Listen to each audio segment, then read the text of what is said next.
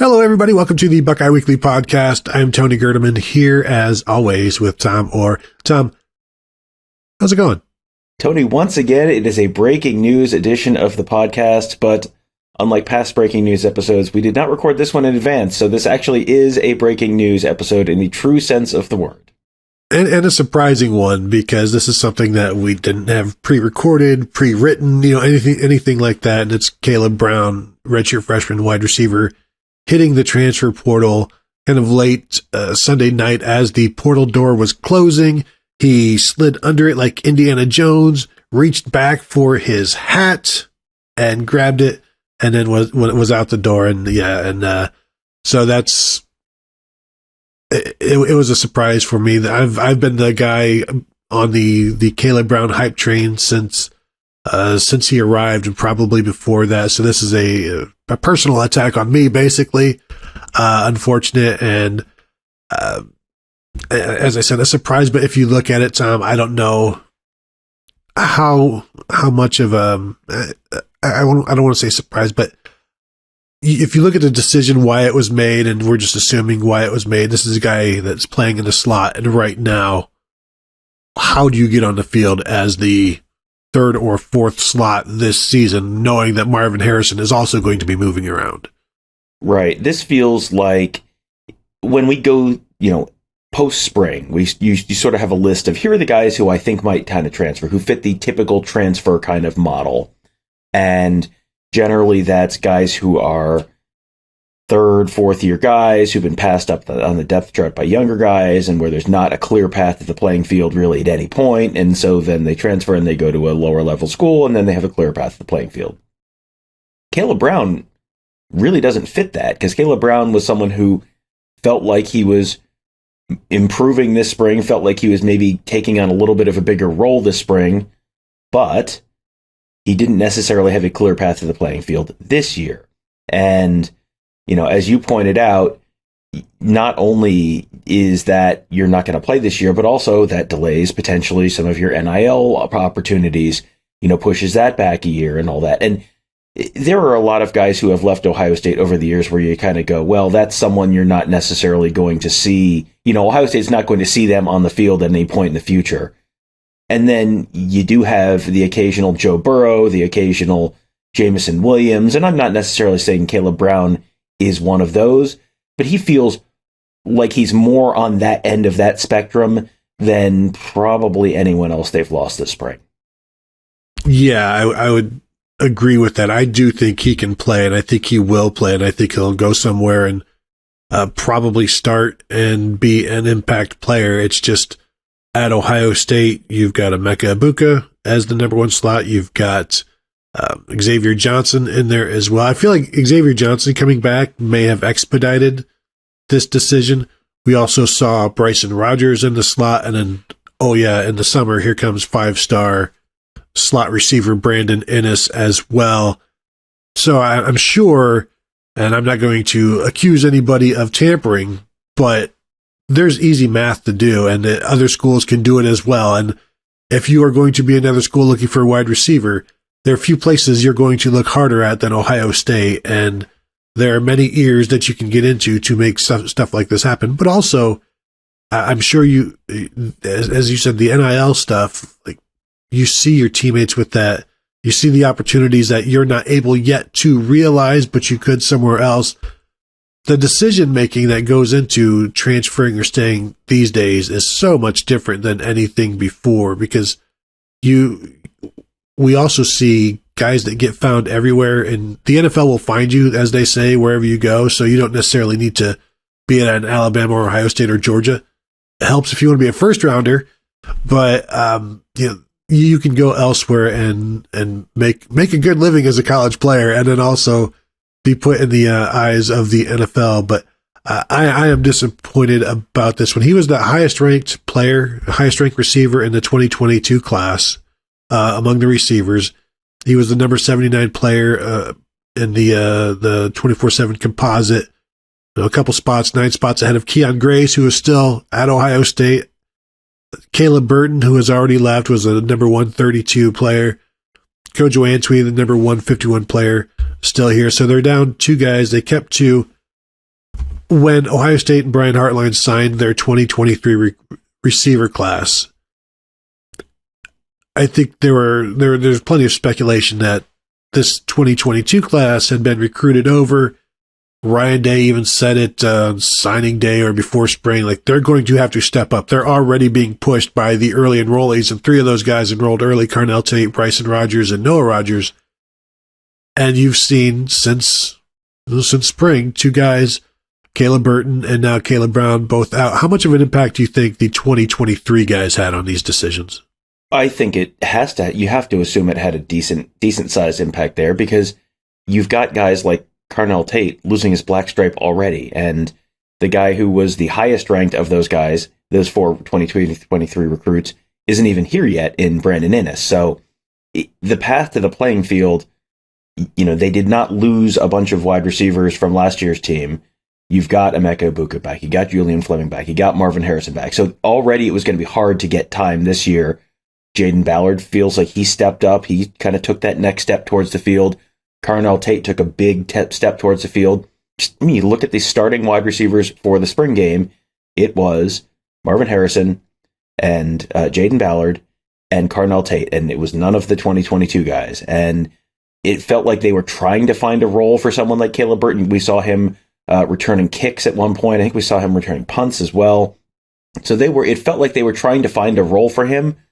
That's sometimes what they do to give guys an opportunity to get touches, have a role, be able to feel like an active part of the team, even if you're not, and starting at the wide receiver position. That was something that happened with Julian Fleming a couple of years earlier. Emeka Egbuka, you saw him before he was a starter at wide receiver. He was a starter at kick returner. It felt like that was sort of the path that Kaleb Brown was on. But when you have Carnell Tate, when you have Noah Rogers and Bryson Rogers, starting to look like, okay, there's definitely something here that's tough. That's the kind of thing where you can feel like, there's the road ahead of me is crowded. Now there's a bunch of guys coming up behind me. There's not a whole lot of, that's a tricky spot to go. And, these are guys. Kaleb Brown is someone who had offers from just about everyone in the Big Ten. He had an offer from Alabama. He was at one point considered someone who might be headed to Michigan, but he had offers from Michigan, Penn State, Notre Dame, Wisconsin, Nebraska, Minnesota, Michigan State. I mean, Kentucky, Louisville. This is someone who has options. And when you are, you're talented, but you're going to have a tough time finding a spot in that rotation this year. Some guys will choose to be patient and try and wait it out and try and, get those kick return reps or whatever. And sometimes it's, they feel like it's in their best interest to go somewhere else and try and get on the field earlier. And you got to remember, this is someone who has had the benefit of working with Brian Hartline now for a year. So you've gotten the teaching on route running and teaching on all the little stuff and hand position and all the stuff that Brian Hartline is so good at teaching. Okay, you've had a year at Brian Hartline's finishing school, so now he's going to go somewhere else and try and make it more of an immediate impact. You mentioned Michigan, Tom. I don't want to throw this out there, but Michigan loses Ronnie Bell to the NFL. Slot receiver AJ Henning transfers out. That's a guy that could go in there and really make some noise. From the Chicago area, does he end up somewhere in the Midwest? USC loves to bring in transfers. They love to throw the ball. That could maybe be an option. Deion Sanders, Colorado, I know they're already after other Ohio State transfers, so why wouldn't you be after Kaleb Brown? So I think he's going to have his options, and it will be interesting to see what wins out, like opportunity, NIL. What is it that you're missing right now? And I still think he's going to be one of these guys that I follow on, because I do think I think he's an explosive player who can play. It's just interesting to me how Ohio State just can't get these types of receivers to work. Whether it's Kaleb Brown, whether it's Mookie Cooper, trying to get Jalen Gill, trying to get Rondale Moore, trying to get Wan'Dale Robinson, where, I think the only one that they've gotten in this vein might be Dontre Wilson, and really that's almost a different world now, but they just can't get these 5'10" crazy slot receiver type of guys to work out. And at some point, do they keep trying? I don't know. And now with this 24 class, which I think has two outside receivers right now, and Jeremiah Smith and Mylan Graham, I consider an X and a Z basically. Now you got to go find somebody to replace this loss of Kaleb Brown. And I know Brandon Innes is already in 2023, but this is a spot that you now have to replace. And I guess who do you go replace that? Hey, Brian Hartline, go find us another slot receiver. Okay, don't worry, I've got you. And so, well, I mean, it will be interesting to see how they replace him with. But now it's, instead of maybe a 3 receiver class, it's probably going to have to be a 4 receiver class in 2024. Well, let me throw this out there. Is Sam Williams-Dixon already in the class, potentially the replacement? He's someone, I mean, they had James Peoples and Sam Williams-Dixon as running backs committed for 2024 already, and then over the weekend they got a commitment from Jordan Lyle. So now you've got 3 running backs in the class. You're not probably going to have 3 true running backs in the class, and you can either sort of space them out, and maybe one of those guys takes a redshirt year and you space them out, chronologically, or you space them out on the field. And, Sam Williams-Dixon feels like the word from our guys is that he is maybe being looked at as a little bit more of an athlete, and maybe he takes on that Xavier Johnson kind of role rather than a true running back.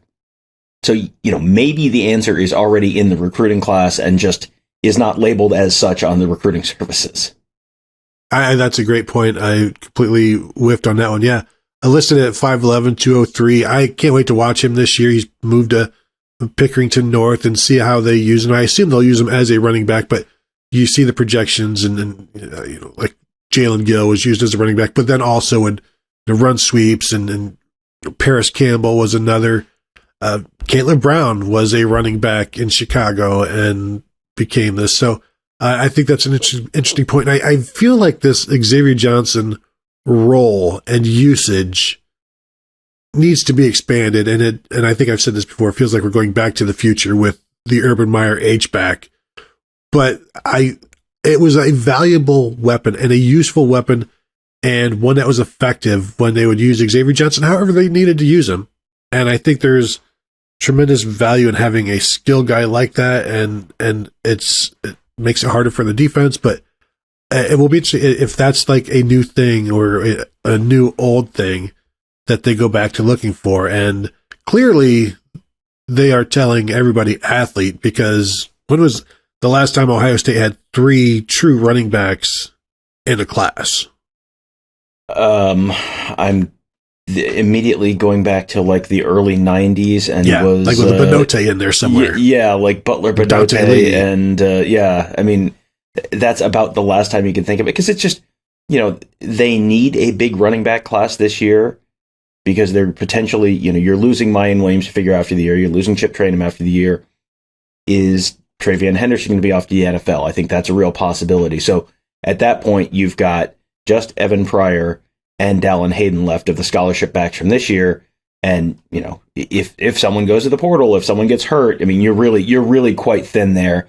The old famous saying, you need a pair and a spare. Well, you could be, even with 2 running backs in this class, you could be down to just a pair and a spare at that point. So yeah, that's an area where they certainly are going to have to, it's not a coincidence that they have 2 guys, 2 guys plus maybe one more, depending on how you want to categorize people. But yeah, this is a big recruiting year at running back for Ohio State, and they have definitely, I think Tony Alford, all the concerns about Tony Alford magically forgetting how to recruit seem to no longer be valid. Turns out he can still identify and recruit talent at running back. Good news for everyone, I guess. Unless you just want to give the credit to offensive coordinator Brian Hartline. There are folks who will definitely want to do that. So yes, I think yes, you can. Yeah, it's all someone's fault when it doesn't happen, and it's all someone else's credit when it does happen. Yes, that's we've seen that happen before too. Yes, give anybody credit you want, but I blame Ryan Day. The final thing I think I would just say is Kaleb Brown departing. This is a receiver room that will be losing Marvin Harrison, Xavier Johnson, Julian Fleming, likely, possibly Emeka Egbuka. Like, there are going to be spots available for next year, but clearly Kaleb Brown wants to play this year and has taken making a move to get that done. Anything else before we get out of here? No, just this is someone who I think Ohio State fans at some point this fall will watch him on highlights wherever he is. Is he playing for Alabama or Michigan or Colorado or wherever? And they will look at him and go, "Oh, why did we let that guy go?" And there's plenty of other talent in that wide receiver room, and that is kind of the way college football works right now. So best of luck to Kaleb Brown, and I think he's probably going to have a very successful career wherever else he ends up, and just try to be happy for him. Try to be like the Ohio State players. I remember watching the Ohio State players on the field at Jerry World cheering for Joe Burrow as they had the LSU game on the Jumbotron during Joe Burrow's first year at LSU. Try and be happy for him, and enjoy his success wherever that ends up happening. That offer may not be valid if he ends up at Michigan for most of the Ohio State fan base, but wherever it is, it's good luck to him. I was going to say, I remember watching the Michigan fans being so happy for Justin Boren when he got his victories over Michigan. So, yes, be classy like those Michigan fans if it happens, Ohio State fans. So thank you all for tuning in. Find us at BuckeyeHuddle.com. Become a member. Say hello to us. We're there. We're hanging out. Also, thank you for continuing to watch us on YouTube at youtube.com/BuckeyeHuddle.